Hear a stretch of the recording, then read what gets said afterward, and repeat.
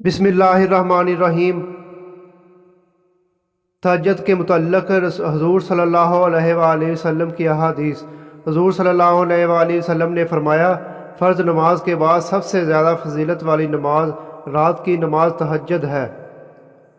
नमाज तहज्जुद पढ़ा करो, क्योंकि वो तुमसे पहले सालिहीन की रोश है, तुम्हारे रब का कर्ब हासिल करने, गुनाहों की मुआफ़ी और गुनाहों से बाज रहने का ज़रिया है।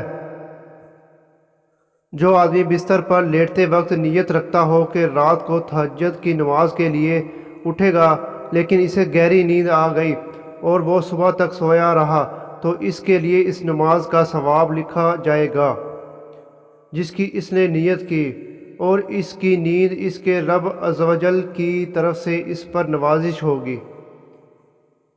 अल्लाह ताला इस आदमी पर रहम फरमाए जो रात को उठा और इसने नमाज तहज्जुद पढ़ी, फिर इसने अपनी बीवी को जगाया, इसने भी नमाज तहज्जुद पढ़ी, और अगर वो उठने से इनकार करे तो इसके चेहरे पर पानी के छींटे मारे।